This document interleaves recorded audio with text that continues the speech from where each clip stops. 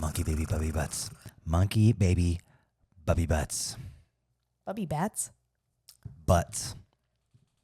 Monkey baby butts? Donkey dongs. Donkey dongs.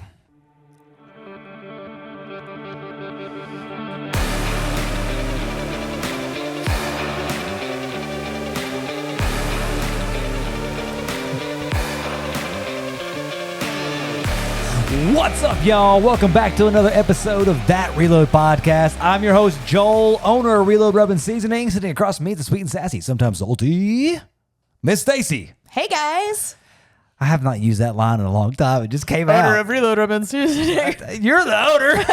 You are too. Stuff still. You are as well. Oh, we man. both are. We're both owners. Well, cool. It's fun to be back again. Last week's episode with LB was good. Oh, my gosh. Learned all about some cannon, baby. I can't wait to start, too, because I've been eating those pickles all week.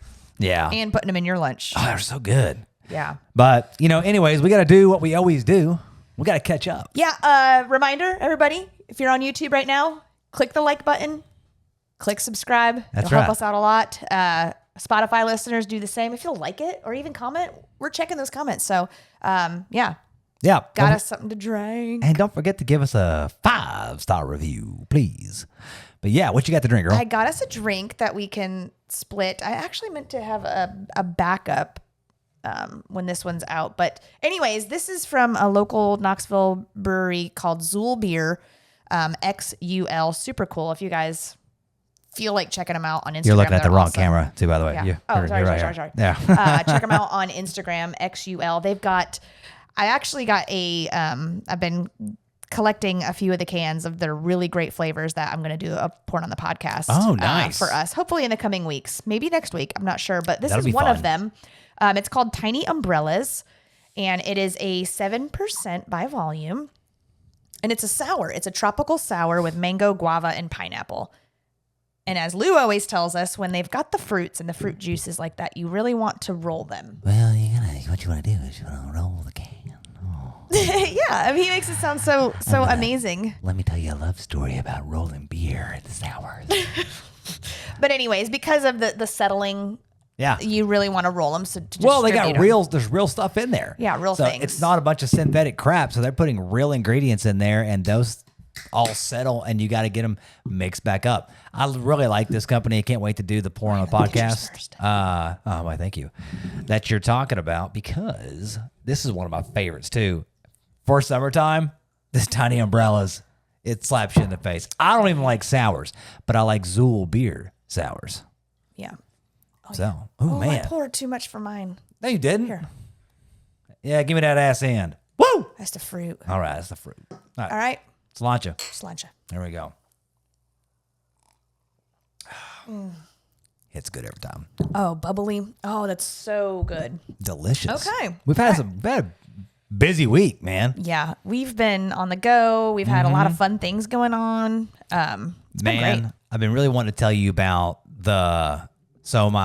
Eric, our brother-in-law, it was his birthday, and me and my brother, we took him out for a little birthday celebration, and we went and got some good food at a local place called Stir, and then we went to a cigar bar here in Now I've Knoxville. been wanting to hear about this. I never even knew we had one. It was downtown, and we could go down there in our little downtown area in the old city, a place called Alchemy.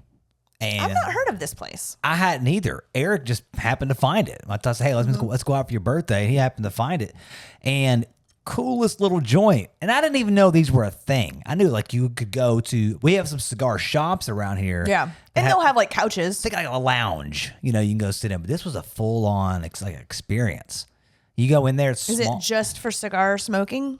So just for cigar smoking. You're not smoking. No drinking. They don't want cigarettes in there, that kind of stuff. What about like drinking though? Like you're just smoking? No, there's a whole bar. Oh. Full bar, cocktails, pours, beer, all the things.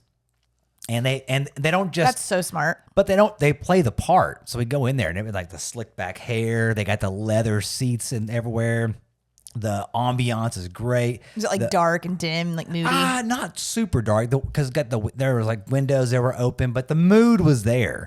They got nice tunes going. Everybody's just chilling, relaxing.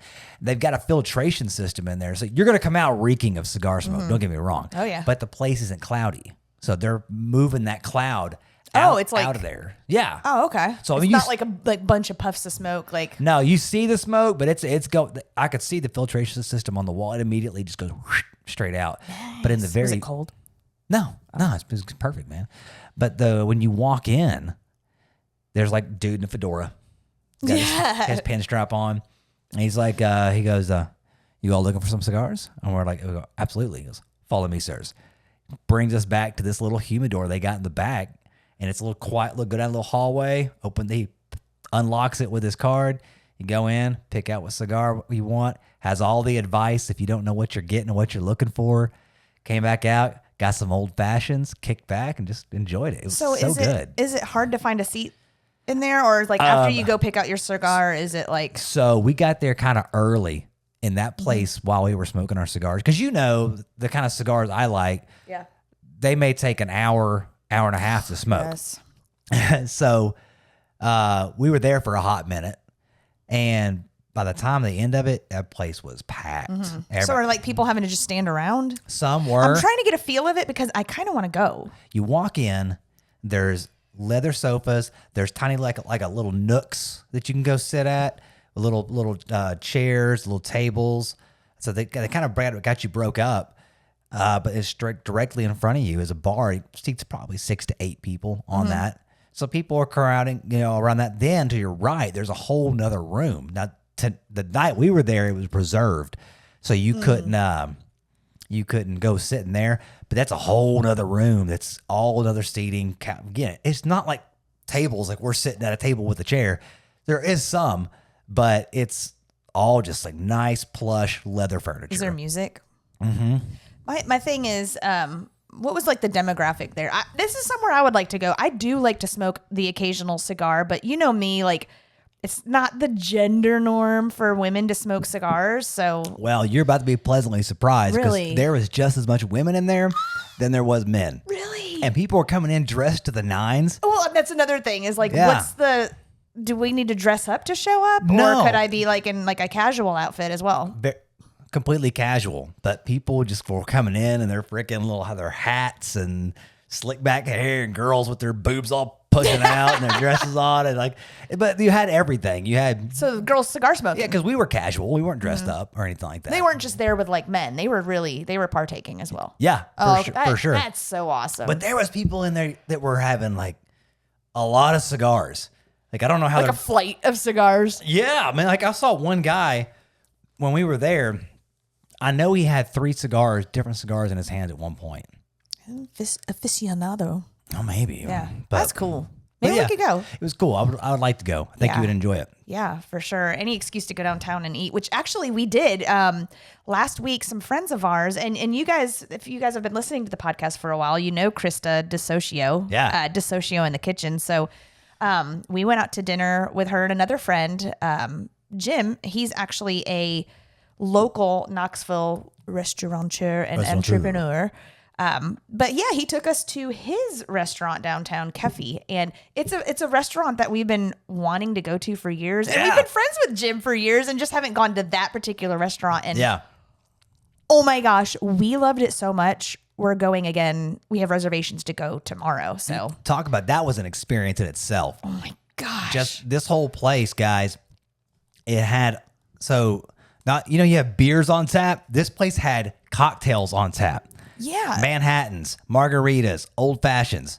And I'm not going to say that they are the greatest cocktails I've had in my life, but they were good cocktails. No, they were really, really good. And what was awesome about it is you can keep them coming. Yeah. Because it doesn't take them 20 minutes to fill your drink. Like they're mixed. He's got this proprietary system that he has created, which is absolutely brilliant. We've talked about maybe having him on the podcast to talk a little bit about that. That gin drink that we had there, that gin drink was really good. So good. But yeah, you can, when you go to a restaurant, you order a drink and then you start getting low and you order another one that takes 20 minutes to get it. Like that's not the case there. Yeah. So we got the flaming cheese. It's very like Greek style food. Yeah. Yeah. It's Greek. Yeah, Greek style foods. We got the saganaki, which is like flaming cheese where they light it and it gets all hot with a fig jam on it and grilled crostinis. And then we had a lobster pasta, a beef tenderloin. It was just a smattering of delicious treats. We went family style with it, and great food, great drinks, great company. Krista and Jim, they were so fun to hang out with. Yeah. So hopefully we'll have them on the podcast again soon. You'll definitely see Krista at some point. Yeah. She's a staple on the podcast. Yeah, but she is. I wanted to tell you too, when we were down there at the celebrating Eric's birthday, we went to, he's never been to Jig and Reel. Jig and Reel's a little spot we have here in Knoxville downtown that has, at any given point, they have 1,000 or more bottles of whiskey on hand. They literally have a Bible of whiskey you can search through, from bourbons to whiskeys to Scotch to Irish whiskeys, anything you can think of, and it's all amazing pours. But of course, we go there and we had Irish car bombs. Yeah, that's actually the place we went with Cheeky. Yeah, that's Real. where we had that bottle that's up there on the thing. The Booker's, All right, Booker's so tell Platinum. me, I love an Irish car bomb. Yes, so I love them too. Well, I haven't had them in a really long time. I don't know what got us to have one. Oh, Jared wanted them, but this bartender was something out of this world. Oh. We all of us got an Irish car bomb, and Eric was like, "You're having one with us," to the bartender. He goes, "Well, hopefully I don't break a tooth this time." We're like, So he's slinging it back hard. well, we're thinking, "Oh, okay, buddy," And I can put one down pretty daggum fast. You see me drinking. Yeah.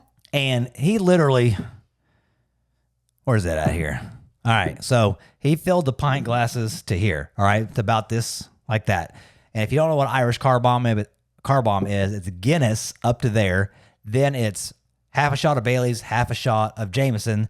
You drop it in, it tastes like chocolate milk. You drop the shot glass in it and it becomes kind of curdly, milky coffee. So, it's delicious. Sounds nasty, but it is delicious. Yes, but so you all see this here. Okay, you see the amount? Is the camera on me? There it is. Okay, you see the amount of liquid in there. That's how much he put in. I have never seen a human being ingest liquid. It's not physically possible. He would take it, this empty, it's going to splash on me. Here we go. I got it right here. He would take the glass. It's on me. He would take the glass and he would, this is how fast he would drink this beer. It's gone. I want to go see him. We should go. We should. I'm going to go and be like, "Excuse me, sir. Oh, please, sir.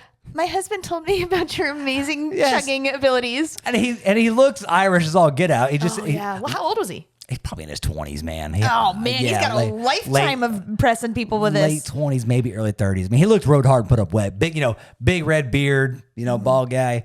And, but twice he did it.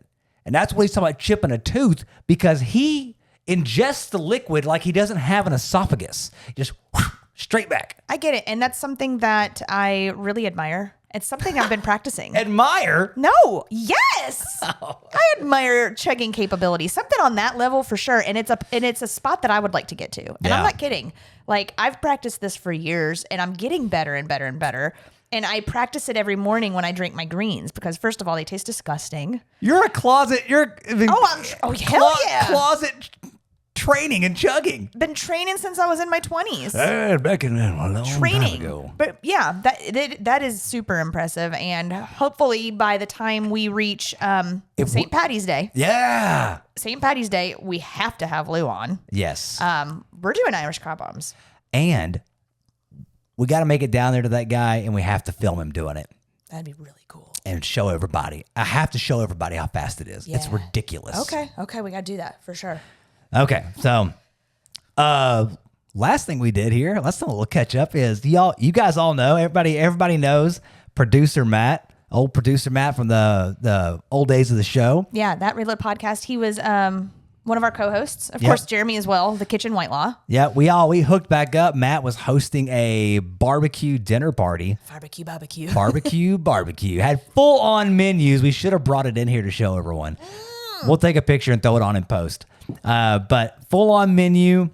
He printed up, first he compiled a gorgeous menu and then printed up a front and back menu that was amazing. Cocktails, his appetizers, his bunker, his bunker of pours. He had this whole back of the page was all the whiskeys that he had you could could drink. Now, I will say, for anyone that's listening, we do practice safe drinking. I was the designated driver because he does live about 2 hours from us. So I drove Jeremy and Joel. And yes. Just so you guys know, it sounds like we're a bunch of but it was unsafe drivers. But it was a great time. Amazing food, powered by Reload. And good people. Friends were awesome. The company he had was great. We enjoyed some cigars. And Julie, we love his wife, Julie. I know. It was so nice to see her again and his daughter and see their house and break bread together and barbecue. And it was just good to have the four of us back together again. Yeah. That was fun. But speaking of your driving. Oh.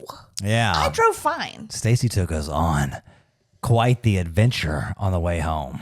Yeah, so, they're two sheets to the wind. I mean, they're having a good old time, Joel and Jeremy. And we're heading home, and it's pitch dark. We're about 2 hours away.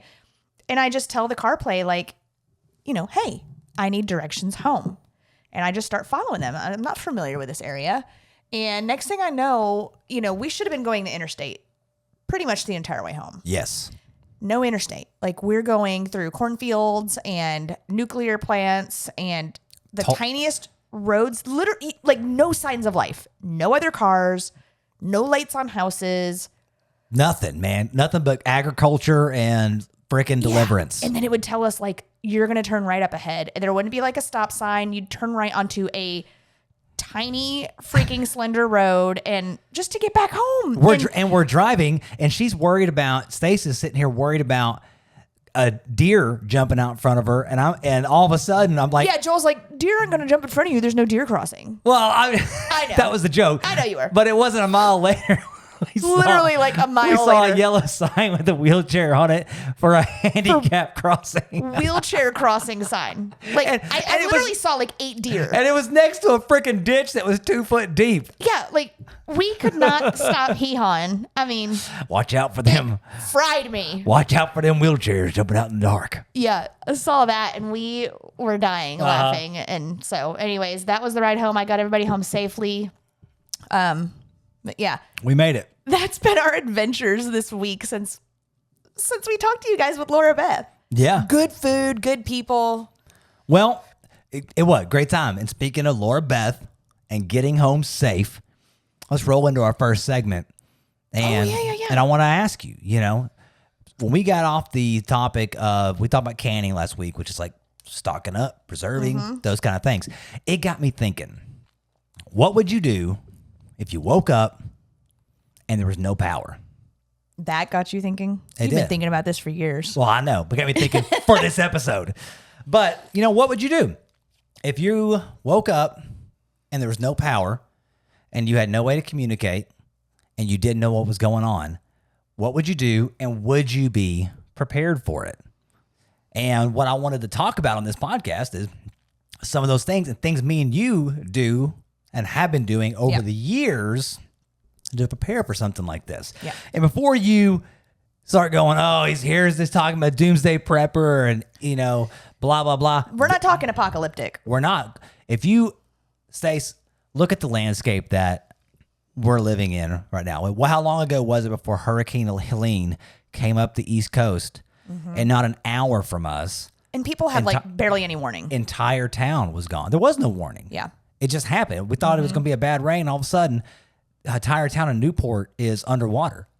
Asheville was completely cut off because I-40, the interstate, collapsed into a river. And then it happened again. What was it? Where was the last one with the camp? It was in Texas. Texas, yeah. We've had the Texas getting the snowstorms and people having to shelter in place for weeks. A week, yeah. Yeah. So my thing is, I don't look, when I'm talking about being prepared for anything, it's not being prepared for an apocalypse. Yeah. It's being prepared for things I can't control. Yeah, because I think they said like what happened with the, the people in Texas with the flooding, like I think it rose like 26 feet in 26 feet. Yeah. in how many minutes? Oh, Wasn't it like 11 minutes or I don't know, but it was something astonishing like that. Yeah. So and then the thing is, there's been a lot of like times over the last couple of years where we might have like a threat of, oh gosh, we're going to have bad weather or we're going to have a bad situation. And then people panic buy. Yeah. And then for one, like my anxiety cannot handle going to the store with people panic buying and clearing the shelves and all of that. So I prefer to slowly do that. Well, let's talk about that. So I think we need to set the scenario. I'll set the scenario here. Let's say that, you wake up, there's no power, right? And this is a local situation. This isn't like a nationwide Correct. EMP or anything. No. Locally. This is local, regional, whatever. You wake up and there's no power. Well, first thing you do is you go out, you talk to your neighbors, blah, blah, blah. You do all this stuff, right? Well, I looked up some statistics on this. Okay. Bring it. So this is from FEMA and the, what is it? Hang on. Yeah, FEMA and the APCO report on civil unrest. And yeah, so government websites. So looked this stuff up, and this is kind of things that they foresee happening, right? So, and what do you see? We saw it during COVID. We saw it during other like anytime here in East Tennessee, if there's a threat of snow, what happens to the stores? Empty. Yeah. And then even with like COVID, when we had the orders to shelter in place, people were really strict about the quarantines and stuff. I fell ill with it. Well, so everything was pretty much closed. So we could not go anywhere to go shopping. We were stuck inside the house. What? Not even that though. People panic bought. Oh yeah. We had friends and family that couldn't find toilet paper. Like they were going everywhere. But luckily, while I was ill, and I say ill, like I barely had any symptoms. I think I had a very low grade fever once and Sure. Yeah. I was absolutely fine. But of course, at the time we didn't know what was going on. We sheltered in place, quarantined or whatever. But luckily we had planned. Like we had bought medications and vitamins and we had bought Gatorades and Coke Zeros and booze and everything we needed. Yeah. So we didn't need anybody to drop anything off. We didn't need toilet paper. We had it all. Well, and there might be some people right now listening to this going, eye rolling us right now. But keep this in mind. My brother couldn't find baby formula. Yeah, he could not find it. And there was a specific one he needed. Yes. And no one expected that any of this was going to happen. And when that happened, it was so early, like none of us knew like how it would end up. At that time it was like, okay, what's going on? Yeah, but let's just take that out of the situation. Yeah. We're talking about like if you look across the world right now, earthquakes, floods, hurricanes, natural disasters, train derailments that make you have a boil your water. That's right. In LA, they had all those fires. All those fires. Yeah. So things happen. Well, that's not sheltering in place. No, but it's still, you can have you might lose power. There can be some preparedness. My parents, they lost power for 3 days. And 2 years ago, they're just down the road from us, just from an ice storm. So little things you just don't know. And this is what some statistics that I got is that 70% of people have less than a week's worth of food in their home at any given time. I just can't imagine that because we have not prepping. We like overly have too much crap in our pantry. Well, we'll get into that because some people may feel the exact same way that you do and go, oh yeah, look at all this stuff. But what is that stuff? And are we going to eat like 4 bottles of ketchup? Like right. What can you do with that stuff if you have no power? Yeah. So also only 10 to 15% of all Americans have 2 weeks of food in their house. So only 10 to 15%. So that leaves like 15% of people that's actually larger than I would think that would have so a store. Right.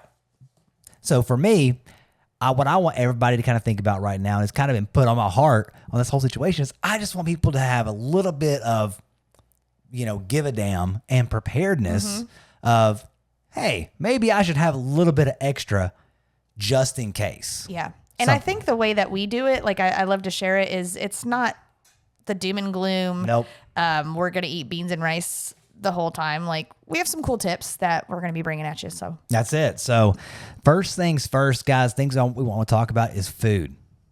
So you got your family, you're by yourself. Are you in a city? Are you in an apartment? Do you have a house? Do you have property? Are you next to water? Are you in the woods? These are things you got to kind of maybe think about when you're doing this stuff. And the first thing is, do I have enough food? And the average person, how many calories do you think the average person needs a day? You're a nurse. You probably know this. Well, yeah, like 2,000. I mean, obviously women need less than men. Your activity level will determine. Reed's creeping on us. Oh, Reed, what's up? Your activity level will determine how much you do need, but generally speaking, 1,800 to 2,000. Yeah.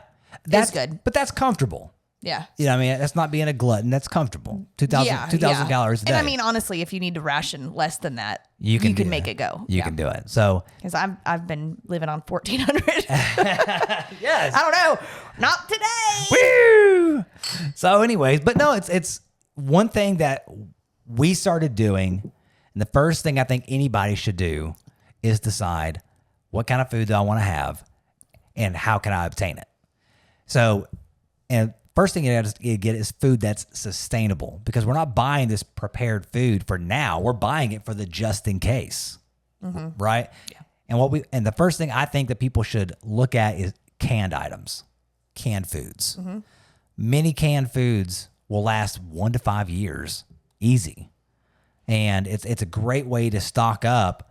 It's an inexpensive way to stock up. Is it a gourmet meal? No.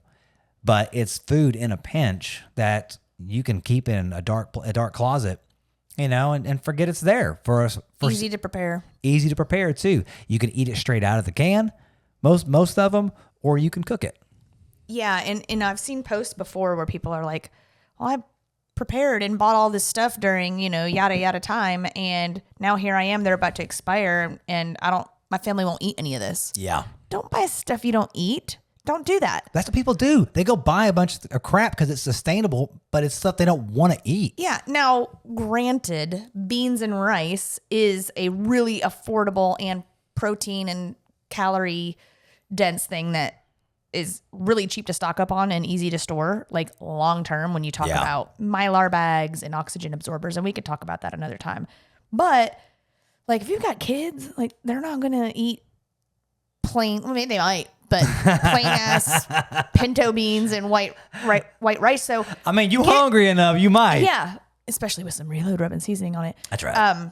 Get you some mac and cheese cups, some ramen. Pasta shells are so inexpensive. You can get bulk elbow macaroni, rotini shells or whatever, and vacuum seal them, Mylar bag them. And if that's something that you can utilize as it starts to reach its expiration, cook it up. So get stuff that you're going to eat, pasta sauces and pasta shells and soups and. Well, that's what I if you're going to pick out can items, of course you can get a luxury item, I think, which is getting like corn and green beans. And those are sides that makes canned tuna that bring a meal together. But high calorie, high protein can items, canned tuna, canned chicken, soups, stews, chowders, that kind of stuff, like Hungry Man, a little Hungry Man, Campbell's Hungry Man.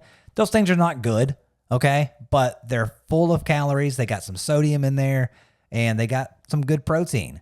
So it's a good way to have a cheap, long-lasting food source. Yeah, and especially like you can get those like packets of tuna and chicken. I think it's like Starkist.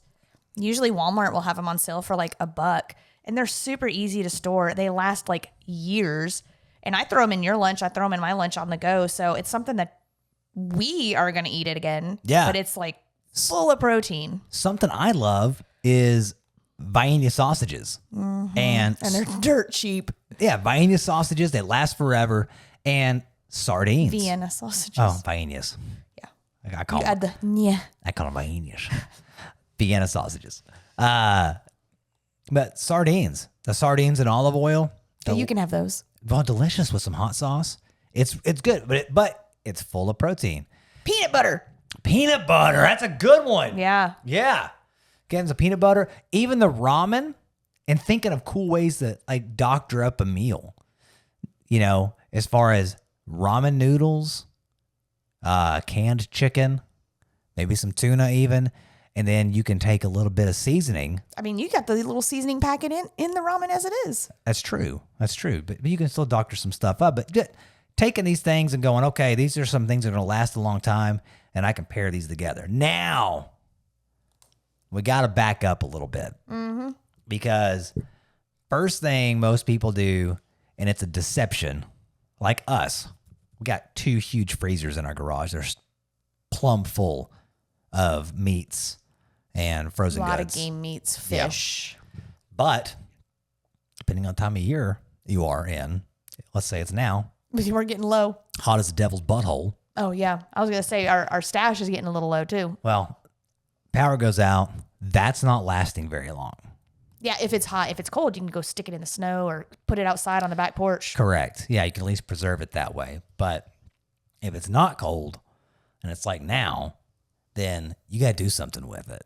And before you go and eat your preps, your stored items, you got to get through that stuff. Yeah. You know, as fast as possible, however you can.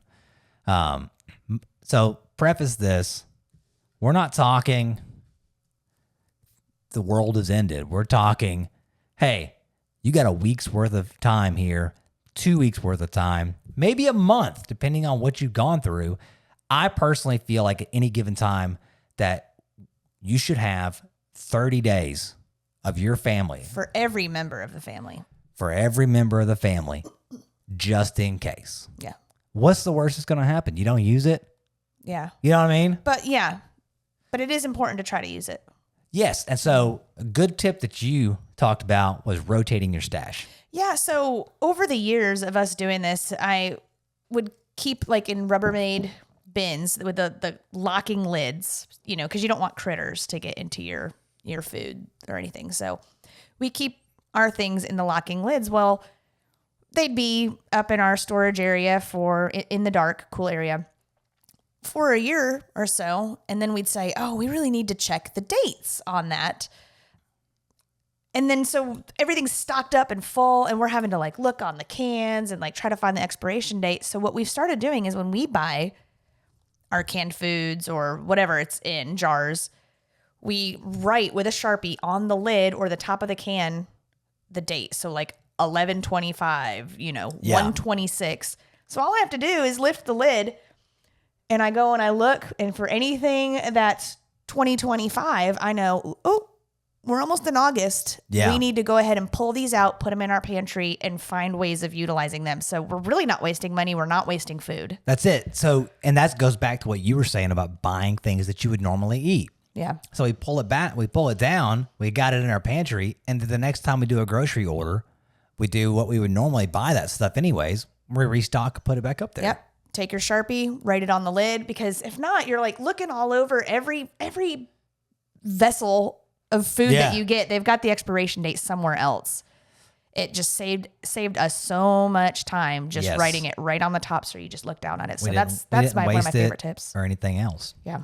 But you were talking earlier, so we do have people that we know that we've talked about this with. They're like, I got a 25-pound, bag of rice. I'm good, brother. And what you don't realize is when you need 2,000 calories a day, let's bring it down to 1,500 calories a day. Rice ain't giving that to you. Yeah, you're just going to eat solid rice. Yeah. And what else are you going to put with it? Mm-hmm. You got to have stuff that's going to nourish your body during that time. And so let's just, let's be hypothetical and say, hey, you got a power for a week in your area and you don't have can't get to a grocery store. You can't do any of that stuff. You need to be able to have the ability to feed your family for that time period. Mm-hmm. And all it is be a little comfortable. Yeah. Cause you could probably go a week without food, for the most part. And not only that, like we have kids and we just think about morale. Yeah. Morale in those times, uncertain times, you're nervous, you're scared. But man, you some Velveeta mac and cheese cups. Yeah. Yeah. Or you can like make something delicious. You got, some other things that I know I'm kind of like jumping around here, but some other things that I'm excited when I prep is chicken broth and stuff. Yes. So instead of like boiling some of your things in just like plain water, you've got chicken broth. So you could make like a seasoned chicken and rice or something. So and that's cheap to stock up on. Absolutely. The 32-ounce cartons of chicken broth, bone broth, beef broth, you're adding flavor. And it's little as well. Flavor is the little stuff. Is the little things that when you're in a long-term situation, just having give you a little hug. A little comfort. Yeah. You know what I mean? Yeah. And I don't think this is something that most people have to worry about, but having spices, having something that just to flavor things up. Because if I got to crack a can of canned chicken, yeah. it's bland. You talk about nothing. It is bland. Yeah, I got to make that stuff furry so I can get it down. But you put some of that Wingman Heat Seeker all over it. Yeah, that's what's up. Yeah, I would get after it. But outside of canned foods and, beans and rice and ramen and all that stuff, if you really want to get into it, if you really just say, hey, look, I don't want to have to keep doing this. I don't want to rotate my stash. I hear you guys and maybe I'm interested in this and I want to do that. You don't have to, and I don't want to have to worry about all that. You can buy dehydrated meals. Mm-hmm. And there's companies. Just put them off to the side. Yeah, they last 25 years. Mm-hmm. It's a meal that's already ready, that they're already set apart. All you have to do is get it wet. So preferably with hot water so that you have a warm meal. But all you have to do is get it wet and you can eat it. And those are like, we have some that are like Aztec chili with mango. Like we're talking, you're getting a decent flavored meal. Yeah. There's mashed potato ones and there's an Alfredo. Yeah. There's so many flavored ones that we've got. Well, there's even all kinds of different pastas. Like you said, there's we have a stroganoff one. Yeah, there you go. Mm-hmm. So there's a bunch. It's a bunch of different kinds. Oatmeal, energy drinks, powdered milks. Yeah. Macaroni and cheese. Yeah. So those last 25 years, supposedly. Yeah. Now, granted, they do cost a little bit more, but they're so much more easier to store because they're just dried, light packages. Someone's already done the work for you. Super easy to store and super easy to cook up when you've got a prepared meal at your fingertips. Now, if you don't have the means of purchasing kits like that, then just slowly start buying. That's right. At the grocery store. That's right. But if you do have they're nice. Yeah, and it's like it's peace of mind. Mm-hmm. I put it in a dark closet, and then I don't have to under the bed, and I just know it's there, and I don't have to worry about it at that point, for the most part. So I actually brought some, and want to see. I'll show them to you right here. Okay. So this is a company. My Patriot Supply, and it's their Ready Hour food kits. This is a 70. I love these. Yeah, I'm telling you. So this is a 72-hour food kit right here, and this is for one person. For one person, and in this kit, we've got Maple Grove oatmeal. Ooh, maple oatmeal. Yeah, check that out. Okay. We've got home-style potato soup. Ooh, yeah. Uh-huh. So here's the home-style potato soup. It says it is hearty potatoes and onions in a creamy chicken-flavored broth. All right. Creamy chicken-flavored rice. Okay. Yeah, so we got some rice there. They feel nice. It says a savory combination of rice, vegetables in a rich chicken-based broth. So that's all of it. And then the last thing is mac and cheese. Yeah. So we got some mac and cheese there. And it's I don't know what semolina? It's like a flour or a grain. Made with semolina elbow noodles and a rich, real. Semolina, I think, or semolina? Yeah. Semolina? And it's got the directions on the back here. Tells you to open the pouch. Remove the oxygen absorber. You're going to whisk contents of pouch and 4.5 cups of water, bring to a boil, and stir occasionally. So it takes about 10 to 20 minutes, and then you're ready to eat. And I think for a put it in your mouth, we should try one. You want to get after it? Let's do it. I have always wanted to eat one of these and try it out. Well, we're going to do it right now. So we're going to be right back, guys, with we have never tried any of our dehydrated meals. So this is a first for both of us. Let's do it. Which one do you want to try? Mac and cheese, baby. Mac and cheese. See you in a minute. See you in a fit. See you in a fit. All right, guys. So we are back from our break now. We got our mac and cheese. You can see it's nice and steamy. I want to get up here and show it to the camera real quick. Yeah, and I want to say, so it took us about 20 minutes to make it, maybe. It looks very dry. There it is right there. See? It's not like saucy creamy. Yeah, it does look dry, doesn't it? Oh, we're out of focus. There it is. There it is. But I will say, like, the entire house smelled cheesy. Very cheesy. Like, there's no cheesy packet with it. It was all seasoned together. You just pour it into the boiling water. And we could talk about how we prepped it first, but I think we need to taste it. That's it. It's hot. Well, so all right, here we go. Don't we have to forget the music? Let's just eat it. Cheers. Cheers to you. Here we go. That's shockingly good, actually. I was really nervous to try it. It's not great. It's really not bad. But it's kind of delicious. But it's good. Very cheesy, which when you're making it, you didn't think it was going to be cheesy. That's shocking. But I thought it was going to suck. I'm going to put some of this wingman on it.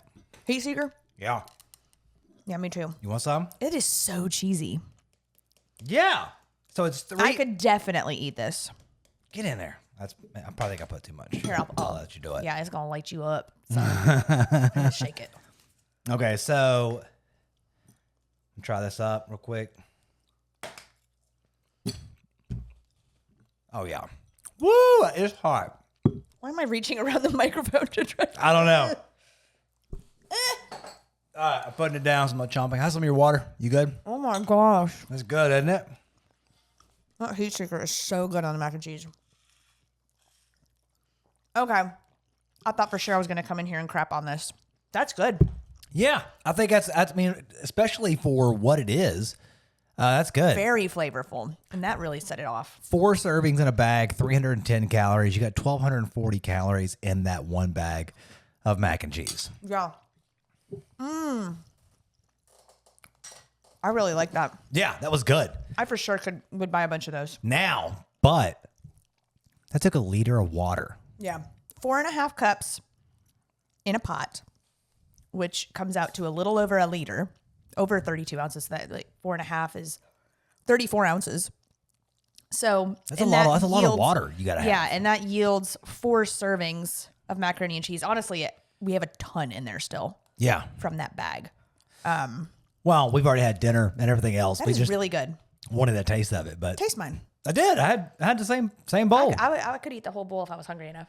So, but that's one thing that I didn't really count on was how much water that would take to make a meal. That's 32 ounces. So it would take 3 liters of water to make 4 pouches like that for a family of 4. Is that real? Isn't it a liter 32 ounces? Yeah. So, No, we need to look that up. 8 ounces is 240 mLs. Just listen. Yeah. So 4 cups, which is 8 ounces, Right. is 24 ounces. No, 32 ounces. Yeah. yeah. Math. So 32 ounces. So wow, that's It's just a little. 4 cups is the little. I'm sorry. 32 ounces, which is 4 cups, this. is a little under a liter. That's this. This is a 32 ounce. Yeah. So it took 34 ounces to cook it. So little more than that of water. So if we wanted to make 3 of those pouches in a day for a family of 4, it would take 3 liters of water, which is a little under a gallon for cooking. That's a lot. Yeah. I mean, if you really think about it. So it's not like if you were storing, so say we're storing bottled water for our water consumption or whatever. I mean, that would be a lot of pouring. At that point, you would want to think about large amounts of water. Like rain collection or purifying or Let's jump into it. something like that. So Anyways, before we do that, I am a bigger fan than I thought I would be of these. yeah. That's exciting. Well, I mean, so in a situation like that, comfort it's a big deal. It's a morale boost. A nice warm bowl of mac and cheese that tastes like that with a little bit of seasoning on it. It did not look good at all, and I can't believe how well it tasted. That's amazing. Yeah, it really is. Because I know you with your textures and your tastes, and if one thing's off, you're like, I'm done. I ain't doing this. That's nasty. I'll I'd rather power starve. through something for fuel. You will not do that. I would make that for a dinner. I'm not lying. If we were out camping or like tent camping or backpacking, I would totally bring that. That would make me happy after a sweaty day of hiking. Little off-grid action. Yeah. I think we need to get some more of those. Yeah. For sure. Oh, we do have a website that if anybody wanted to. That's right. Yeah, get any. So we did do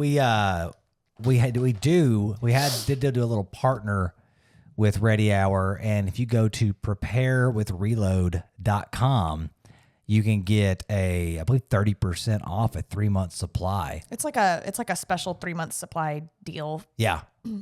Using that website, but we own pouches from several different companies and different survival foods. Yeah. So I would be up for trying some of the other ones too. We're not beholden to one. They hit me up a long time ago, and we made a little deal, and they got a little website that you can go to. So, but now I want to try one of the other brands. Yeah, I know. Just to see if it compares, because that one I want to compare. I would highly recommend it. Honestly, yeah, it has nothing to do with the fact that we have a website or whatever that you guys can get a discount. That was really good. I would like to try the other brand we have and see how it holds up to it. So water. We're going to seep into. We never talked about cooking. Methods. Well, we do need to talk about that real quick before we jump in the water. Yeah. Because so you've got this. There's no electricity. How are you going to cook the freaking food, man? Yeah. So, okay, our house, we have gas range stove. So, depends on what you're going through. Is this a massive, like regional power outage, or is this just like a local one? You know, if it's a local one where you're out for 3 to 5 days. You're probably, if you have gas, gas is still gonna be flowing to your house. But a lot of people don't have that. That's true. Most people have electric. So my recommendation, especially off seeing this, is some sort of fuel source. Yeah. Or even like y'all, all you grillers and barbecuers out there, you can use prepping as an excuse to get a grill. Yeah. Because, you've got to have a cooking source. Well, there's three fuel sources you can use here. But that's an excuse to get a charcoal grill. It is. Then get like a pit barrel or a Weber charcoal, a Badger barrel. So you can get several different things here: charcoal, wood, gas. Okay. Now, obviously, in my opinion, the best thing out that you're going to be able to get is gas. It's going to be the most efficient. Like propane? Propane. Okay. If you've got natural gas or a propane stove, it's going to be the quickest, most efficient way to boil water. If you're relying on, you can have wood, you can get like a rocket stove, which is, you feed it wood in the front, it shoots it right up a chute, and it's a very... Is that a brand name? No, it's just a type of... okay. Yeah. So I have one called a Watchman stove. I don't. You have one of those? I do have one. Thanks yes. for letting me know. You're welcome. Sorry. I don't know if they even make them anymore, but that's a rocket stove. Okay, yeah, I love that thing. Yeah, that's one of our OG grills, but it's really labor intensive to have to go out there, split, chop wood, get a fire going, then put enough wood in the thing to get it hot enough to boil water. You know what I mean? And you can do it. It's not a problem. You can get charcoal, get that stuff going, get it consolidated to one small area and boil the heck out of some water. But it's going to take a lot longer process. It takes 20 minutes really to get 30 minutes to get a charcoal going. So think about those things. Think about, okay, because it's easy to go, oh yeah, I got pallets of charcoal and I got a rick of wood and I have all these things. And it's easy to say that. But Yeah, I think we have like half a bag of charcoal. That's all we have here. well, I'm not relying on it. Yeah. That's not my prep. I know, but I know. feel like we should get some more. Well, we want some good cooking. That's a luxury item at that point. But it's easy to say that you can, I got this, all this stuff until you have to implement it in a situation where you're not comfortable. You know what I mean? So in my opinion, it's always good to have some sort of gas, whether that's a gas grill, whether it's if you're in an apartment or you're in an area where you can't have that, a little Coleman camping stove. Yeah. Getting those little jet boil Camp Chef stove. Camp Chef's got one. Just something that I can get water hot with enough to cook some food or whatnot. And plus, even if you got some, you just want to heat up a bowl of soup or a can of soup or something like that, you can do it over top of a grill. So keep those things in mind. Now, that's part of your prep is always having that fuel on hand, keeping the extra propane tank on hand, keeping extra charcoal, keeping that extra wood, making sure it's there. Yeah. When you got to have it. Yeah, because your pellet grill is not going to work when there's no power unless you have a generator. That's right. But we're not using the generator for the pellet grill. No, we've got other means to cook. That's right. Yeah. That's right. If I got a generator, I've got a microwave. Another option is like we have a Brio. Yeah. And if you've got some wood or whatever, so you can have like a little campfire and throw your grate over it or use the sear plate and you could cook up with that. But for boiling water, the camp stove, a charcoal grill, stuff like, that's things along those lines are going to be. That's going to be your best option. Yeah. Yeah. You have to have a backup option for that. And so if your electric stove does not work. That's right. And I keep saying this, and I know I want people to understand that these are the just in case things. These are things that you need to get like a $3,000 Primo ceramic XL Perfect. grill just in case. Just in case. Yeah. But the thing is though, it's like, we put our blinders on and we think ain't nothing ever going to happen. And then it does. Yeah. So just and I don't want to sweat about it. I don't want to stress about it. And nothing we've talked about up to this point has been anything that you wouldn't want to already have in your house. Or that you'll use. Yeah. And at least for us. I mean, shoot fire. These freaking meals right here, like you said, you plan a camping trip and you got a bunch of them. And you're like, hey, I want to dip in, and I want to bring a bunch of these meals camping with you. It's so freaking good with that seasoning on it. That's awesome. That heat seeker has a punch too. I love it. All right, but let's jump into the next one. Water, baby. High quality H2O. H2O from a glacier. No, so it's water. Water's something that's very important. The camera just got me freaking chugging like I was taking because you're up there going a shield, like a slurp juice on Fortnite. I should have been kneeling down and like That's crouching. right. Oh, that was a good one. I hope we got that. Whoops. So, but no, water, man, dude, water is, you don't realize just how important it is to have something to drink. Something to, Yeah, apparently. Yeah, something to wash. We don't realize how much we drink. You need to have at least comfortably a gallon of water per day. What? What are you laughing at? Laughing because I looked over at the camera and I look like a damn pelican. Look. Sorry. I'm ADHD maybe. I don't know. Undiagnosed. Yes, Debbie. Debbie does. Just kidding. No, but a gallon of water is a lot. Now, let's say, look at us. We got 4 people in our house. Now it's 4 gallons per day just for drinking. Yeah. Not including the frickin'. And that can be very difficult to store. Yeah. I mean, we have water storage, but they're clunky. They take up a lot of space. They do. And it's something that most people don't think about. Mm-hmm. And honestly, we could be better at it.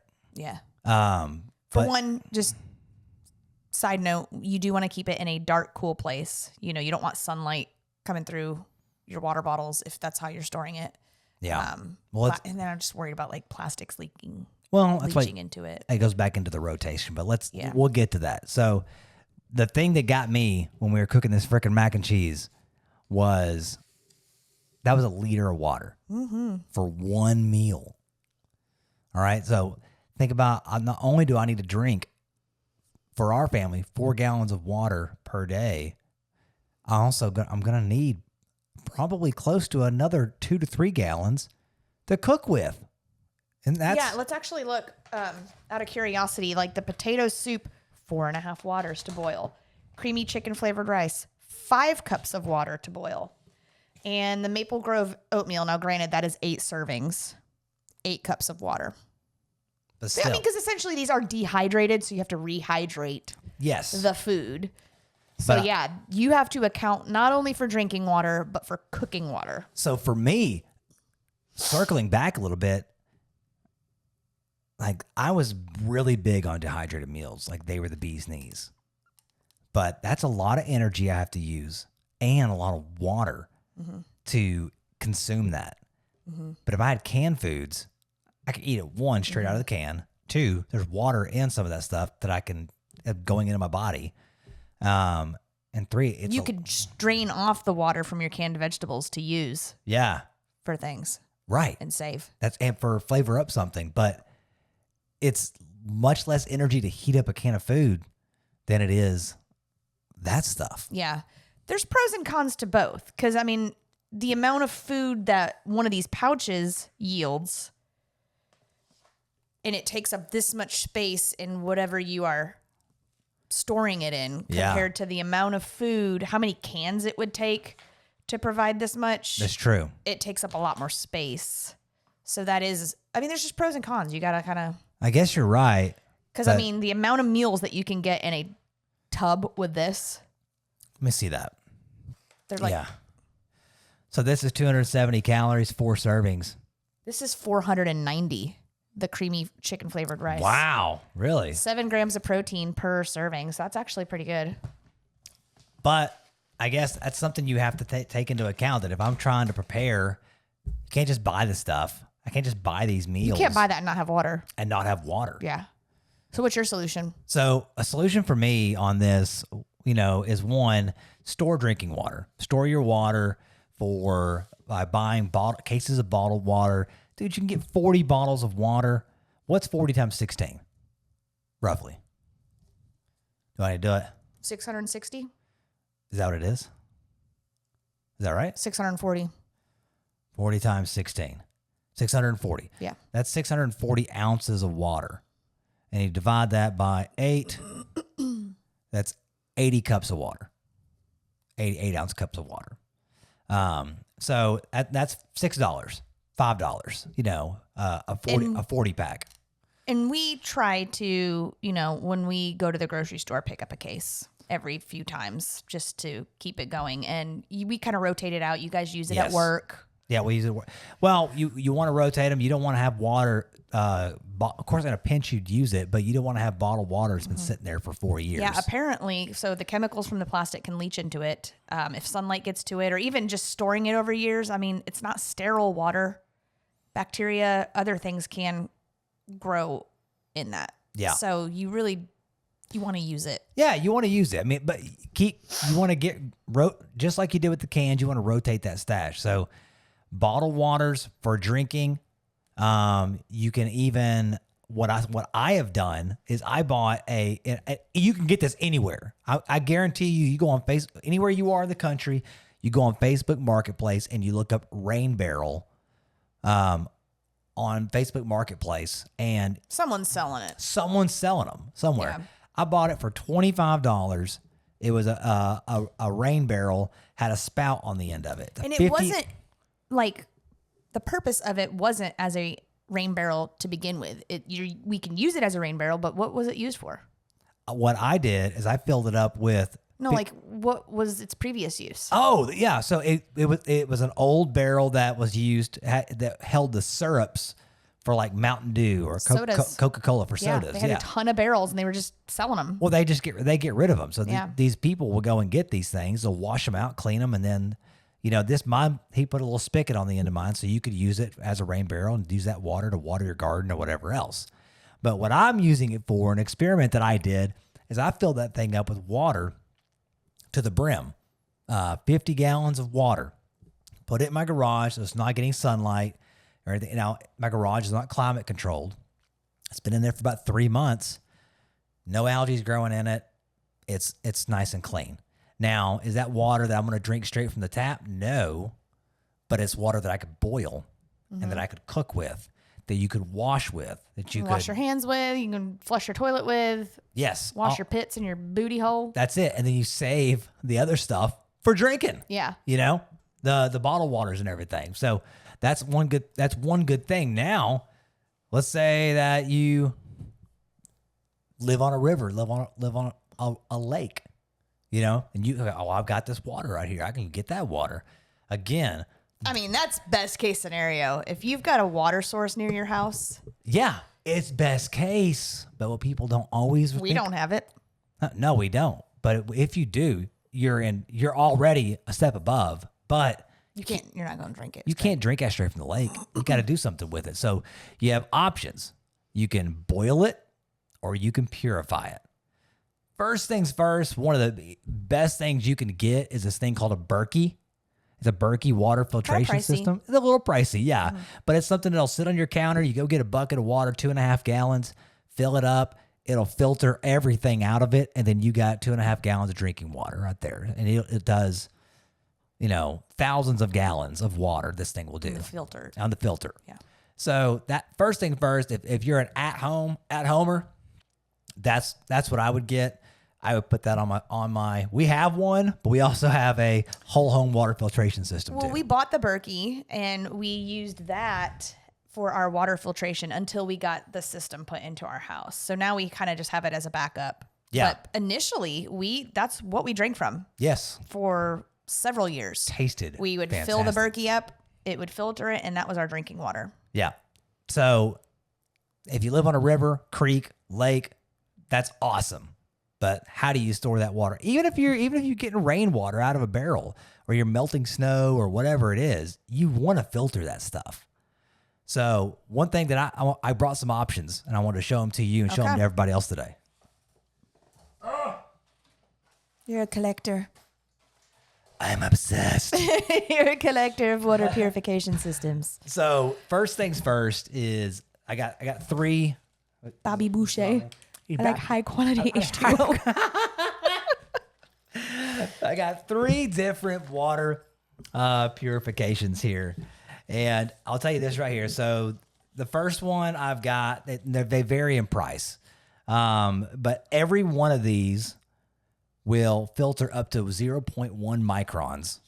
And it will eliminate 99.9999% of bacteria and protozoas. And at that point, when they're throwing off numbers like that, it's pretty much foolproof, but it's gotta put that there's a possibility for legality reasons. Yeah, it's basically 100%. Yeah. So this right here is about $70. It's called Survival. Oh, I've never seen this. Survival filter. And what it is, and I'm not going to put the whole thing together, but if you're looking at me here, oh Lord, here we go. I'm just going to put it on me. It's got a little hose that comes off right here. And this is a pump and a hose that goes here. So you throw a line into your river or lake and it will. What kind of line? Here, pull it out here. Oh, it comes with tubing. Yeah. So it's got some tubing right here. This is a filter in itself. And it's also got a filter on the top. You hook this up to it. You pump. And you pump up however much water you want. This will do 100,000 gallons of water is what this is rated. So it filters through the little system? Filters through the whole system. It's a double filtration system. So not only is this filtering right here. Okay. I gotta get this back on auto.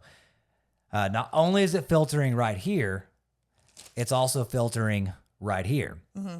And so this takes a little more work. You know, to get your water because you're having to pump it, and it's a small hose. So it's a little more work. This is more geared to like the backpacker who wants to You're on the run. Yeah, a single person. But this is an option. It is an option. To get some clean water. Yeah, put that over there. Get out of my face. Go on, get. That one's about $70 for Okay. something like that. It's a good filter. That's good for a backpack because is it light? Yeah, it's light. I mean, maybe weighs a pound, if Yeah. that. The next one is right here. This is called by Sawyer, and it is it's called a squeeze bag filter. Now, what I like about this is light. It is portable if you need to. It comes with these bags. They also have other options like big XL bags.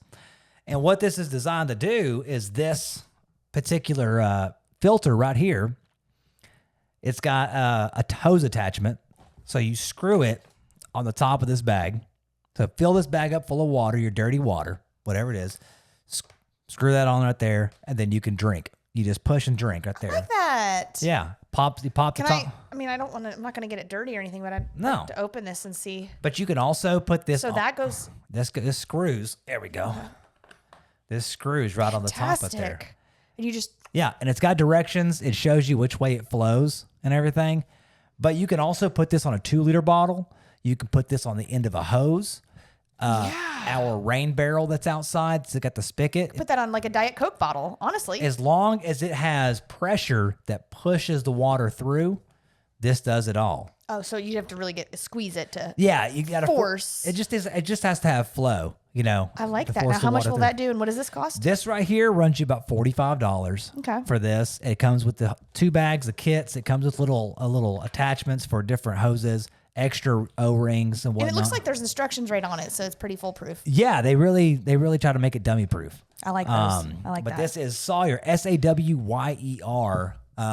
This will also do 100,000 gallons worth of water. I love this. So the caveat to this one here is there's fine fibers inside this. So if you're in a really cold area, they tell you that you want to keep this thing warm so the fibers inside don't freeze with water in it.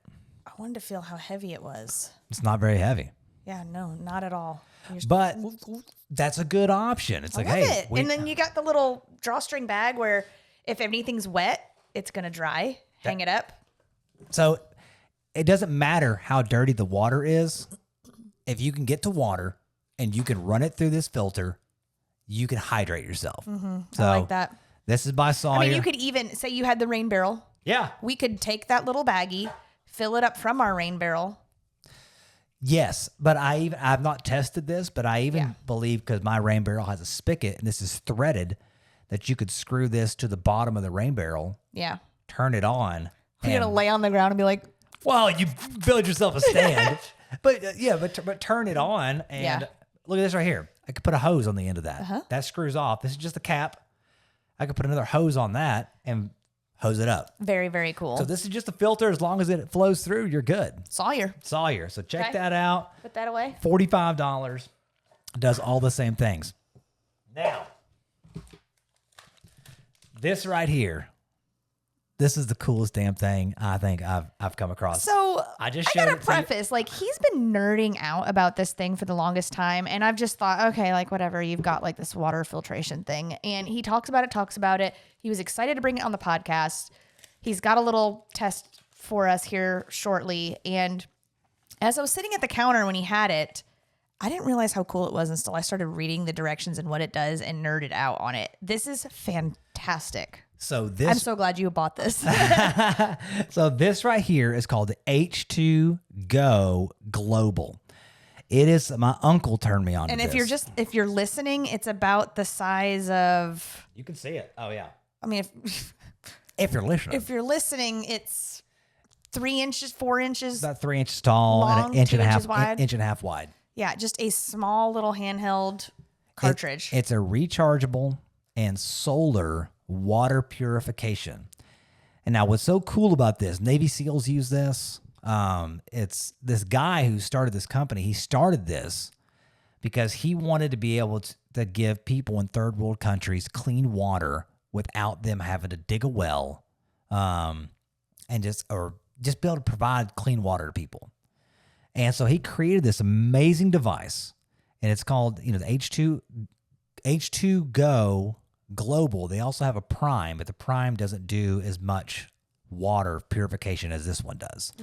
This runs about $115. You can buy it on Amazon, But how it works, this is the coolest part. How it works is electrolysis. And basically you take regular table salt.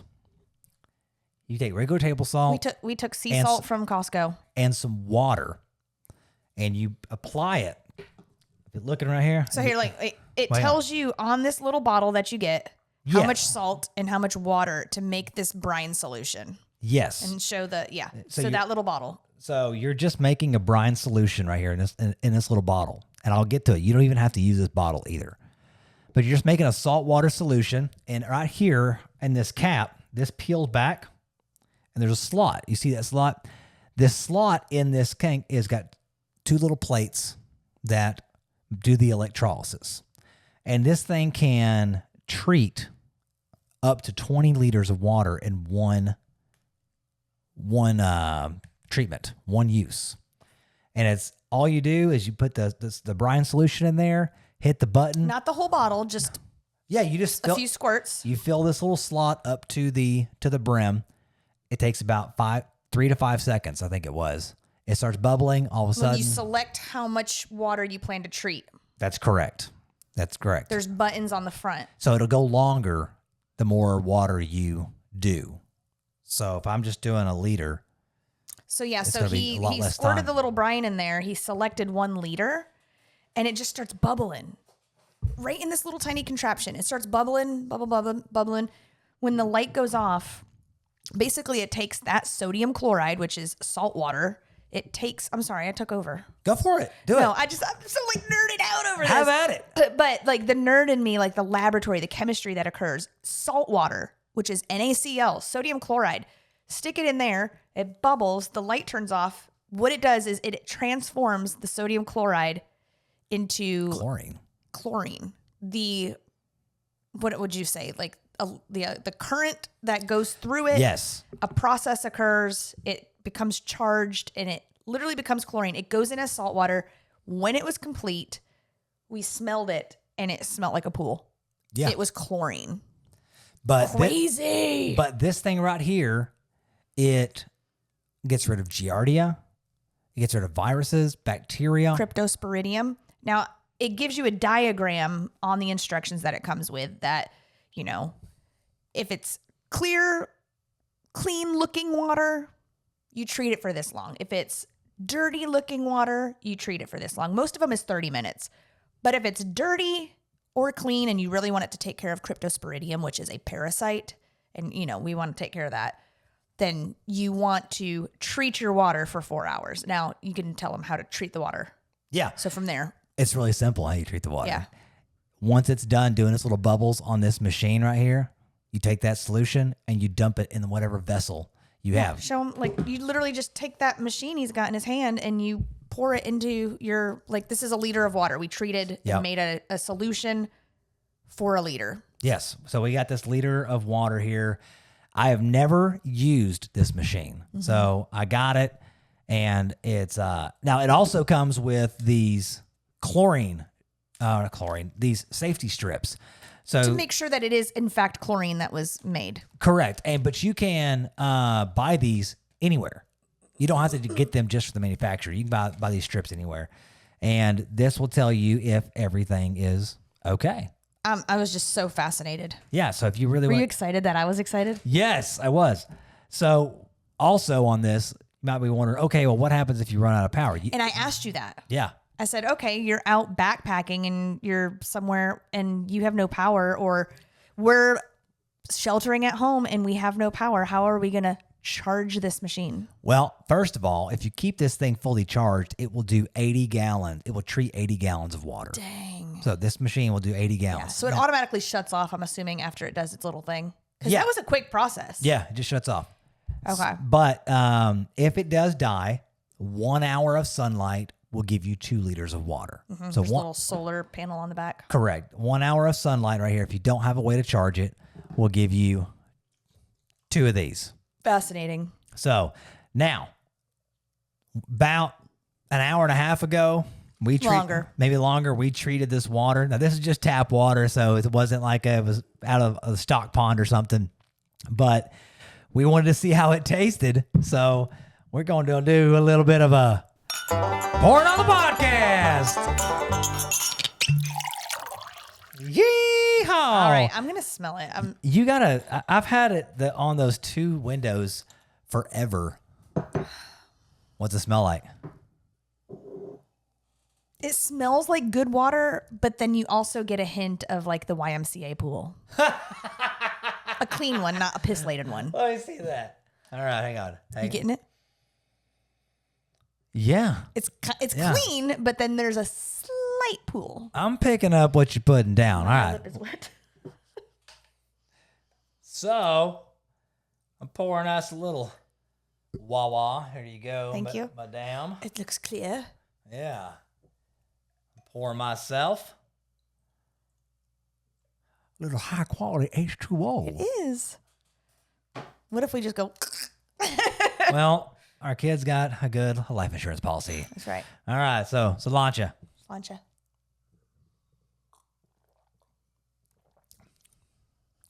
It's salty. It's not bad. It is. I would drink it for survival. That's not bad at all. It's salty. What are you talking about? What? That's good. It's not bad. It's like drinking some hose water. Hold on. I don't know if I want to do this to myself.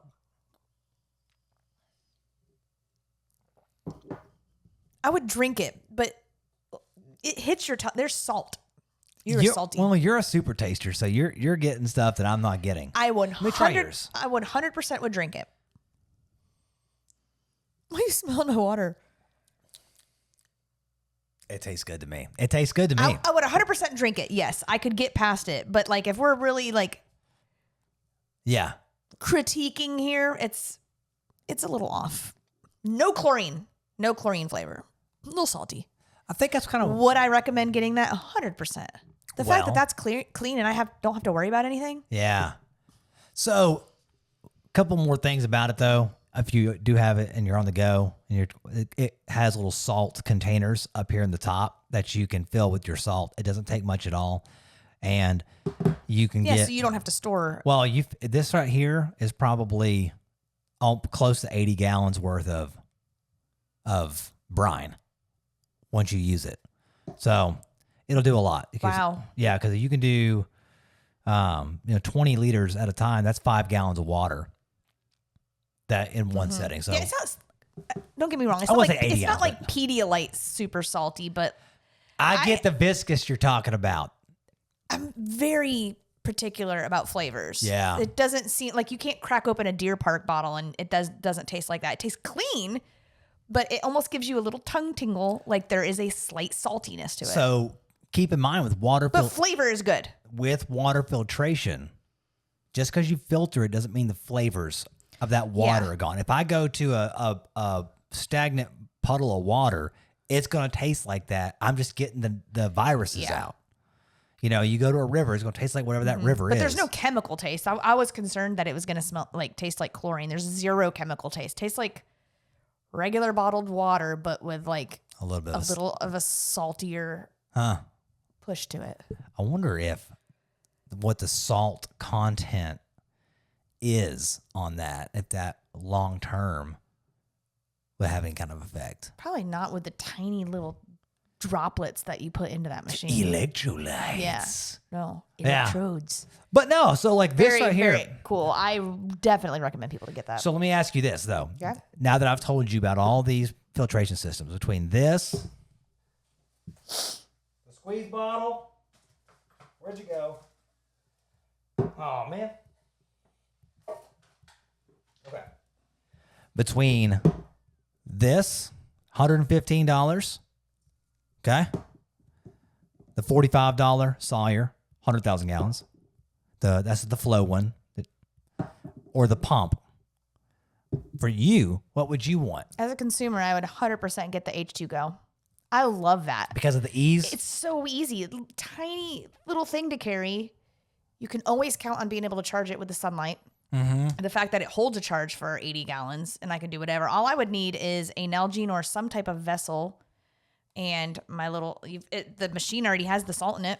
Well, I'm talking about, so I see what you're saying. I'm talking about for home use. I got to go collect water to bring home. I'm obsessed with that H2Go. Okay. Well, Second one would be the Sawyer. I'm the same way because I look at if you have a rain barrel or if you have a way of collecting a bunch of water at one time, that I can bring it back and I can filter a good amount without having to worry about attachments or anything else. This is amazing. And look, they've got there's holes. I could slip a carabiner or a key ring into it. My question is, it even comes with it. So say that I don't have this with me. Say I don't have this. The brine? You've already got salt in here storing. Yeah. So all I really technically need is this, but how do I make the brine? So they recommend that they recommend you use clean water for your brine. But I get it, but what if I don't have a vessel to make the brine? But they say if you don't have the vessel to make the brine, that means you most likely don't have clean water. They say you can use the dirty water to make your brine too. If you don't have the vessel, all they say is get about half a gram, so it gets a pinch of salt, put it into that reservoir thing, straight in the reservoir, and then fill it up with water, with whatever water you can get. Put your thumb over it and lightly shake it to get it to dissolve. It does its little electrolysis thing, and then at that point, you would treat your water, wait 30 minutes, then use your test strip. Yes, correct. Okay. To see if it took. See, to me, that's just a no-brainer. Yeah. So you can take this right here, fill it up with dirty water and a little bit of this salt, and just do this right here. Yeah. And then that will melt the salt enough to where you can do your thing and make your brine. But I'm not going to lie, that Sawyer with the squeeze bag is really cool too. So I would probably recommend anybody that's thinking about it to look into either one of those. Well, the cool thing about it is this right here is instant. Especially for hunting. This is instant. You don't want to sit there and be like a chemist and make a brine. I fill it up and I can drink. Yeah. But for me, I got this for large volumes because I can go out to that 50-gallon rain barrel out there that's been sitting in the garage for 2 months that I know it looks clean, but there's probably stuff growing in it because it's been sitting out there hot and cold. And I can treat that. I can pour me a bucket of that out and I can treat it. Mm-hmm. Or I can treat the whole thing if I want to. So that's really cool. Yeah. I'm glad you actually showed me what these are because you tell me about the things that you get and then you had to put some type of chemistry or science in it for me to actually pay attention. Well, that's the thing to get you going, girl. Yep. It's like with bourbon. That's what happened with me with bourbon. Yeah. But, man, so I hope that everybody that's listened to this can not come at it and go and think, oh my gosh, these kooks, but look at it and go it's a good idea to have some of this stuff. And most people that listen to this, you barbecue and they love the outdoors and they like, so hunting. Any of these things would be good to have. I mean, my Lord, I have a get home bag that I keep in my truck and I keep these filtration systems with me just in case. Yeah. Because you never know. Mm-hmm. So, but I do hope you guys are thinking about this kind of stuff. Hope you do prepare a little bit for you and your loved ones, just a little bit extra. Just so you know that if something does happen, you're prepared and you're ready to be as comfortable as possible. So, a little more of a serious podcast. So, it's time to rein this thing in and get to our favorite segment of the day. Are you ready for your favorite segment? I'm so ready. All right. Because I'm ready. That's the end of the show. No! Get out of here. Hey! Hey, that's right, y'all. It's time for Reload Recommends. We recommend things to you that are cool and badass. And with that being said, y'all, let's roll straight into Reload Recommendations from Reload. Yeah, baby. All right, you guys. So here we are. We're going to be recommending some cool things to you guys. And with that, I'm going to let Stacy start things off, and then I'll bring it in. I have a recommendation for everybody, and it is a YouTube page. It is, I guess you would call him an influencer of sorts. Ooh. I've seen him on television as well, but I have been an avid subscriber of this YouTuber, and his name is Cowboy Kent Rollins. I love him. Oh my gosh, I could just listen to him talk. Yeah. It is a man, and he is a cook, a barbecuer. Yeah. He lives on a bunch of land, kind of like I don't know if I would call it a homestead or a ranch, like a ranch. So he's cowboy hat.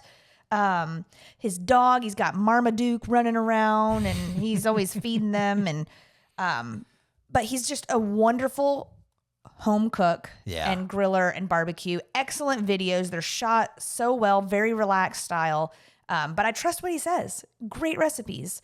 So I was actually watching him cook a brisket and some brisket burnt ends on a pit barrel the other day. Oh, yeah. You know, just sitting around and getting some things done and popped on some Cowboy Kent Rollins. I love it. He makes you feel at home. I love him. So I highly recommend y'all to subscribing to him. Y'all probably already know him. Oh, yeah. I love me some Kent Rollins. But my recommendation for today is a movie. It's a movie that me and Jace watched recently. Now, it was a little crude for him, but he did say it was the best movie he's ever seen in his life. Wow. And it's called Nobody. And, oh, my God. Hang on. Pause. Okay, I'm back. All right. Sorry about that. I didn't have my notes pulled up. But, no, the actor is, you know him, is Bob Odenkirk. He is Better Call Saul. Better Call Saul. Yeah. So he's Saul Goodman from Breaking Bad. That's correct. Yep. He is the lead guy in this. Connie Nielsen, Christopher Lloyd is in it. Really? Yeah. Doc from Back to the Future is in it. And it's got a couple of other good actors, but it is like Jason Bourne meets Christmas Vacation. What? Yeah, it's like. Why did I not watch this? I tried to get you to do it and you wouldn't. I'm running a business over here. That's I'm so right. busy. You're holding it down. You want to sing? A single mom to work 2 jobs. Who loves her kids and never stops. But it was but it's an action movie. He is a retired assassin. You know, Christopher Lloyd. Yeah, not Christopher Lloyd. Bob is. Okay. Yeah, he's like out of the biz and gets pushed back into it. You know. Almost like you could almost even say John Wick meets. Okay, so it's pretty good. Christmas Vacation. Oh yeah, it's good. It just keeps your attention. It was great. I looked over at Jason at one point, and he's like this. Now what is this on? You can watch it on. We've got Amazon Prime. It's free. Okay. What's it called? Nobody. And the sequel is actually coming out on August 15th. So if you want to check it out. Great movie. On Amazon? A lot of fun. Yeah. No, that's coming out in theaters. Was this in theaters? That was in theaters at one point, yeah. Oh, okay. I wonder when that came out. So it came out in 2021. Okay. So it's about 3 years old. 3 or 4 years old. Got a sequel coming. Yeah. Okay, cool. So good movie. Check it out. Nobody. I promise it's worth it. You sold me. There we go. So, well, all right, y'all. We're going to wrap things up. Yeah. So great podcast. We love you guys. We thank you all very much. Hope you enjoyed this one. I know it was a little on the more serious note, but hey, y'all, we love you. We want you to be prepared. So check it out. I hope you will have more stuff like this coming down the pipe as well. But hit that subscribe button, guys. Like and subscribe. And I'll tell you what, hit that music. There we go. Exit the music, guys. We love y'all. We will see you on the next show. See you next Tuesday.